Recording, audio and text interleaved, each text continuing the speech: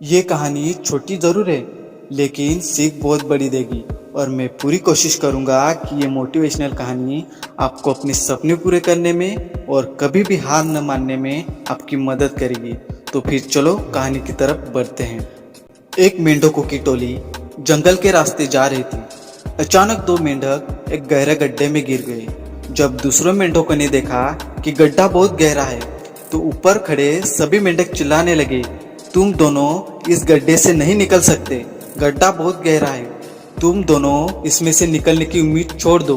उन दोनों मेंढकों ने शायद ऊपर खड़े मेंढकों की बात नहीं सुनी और वो गड्ढे से निकलने के लिए लगातार उछलते रहे। बाहर खड़े मेंढक लगातार कहते रहे, तुम दोनों बेकार में मेहनत कर रहे हो, तुम्हें हार मान लेनी चाहिए, तुम नहीं निकल सकते। गड्ढे में गिरे दोनों मेंढकों में से एक मेंढक ने ऊपर खड़े मेंढकों की बात सुन ली और उछलना छोड़कर वो निराश होकर एक कोने में बैठ गया। दूसरे मेंढक ने प्रयास जारी रखा।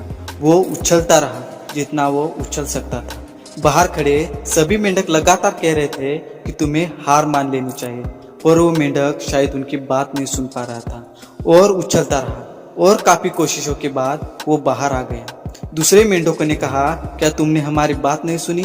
तब उस मेंढक ने इशारा करके बताया कि वो उनकी बात नहीं सुन सकता क्योंकि वो बहरा है, सुन नहीं सकता, इसलिए वो किसी की भी बात नहीं सुन पाया।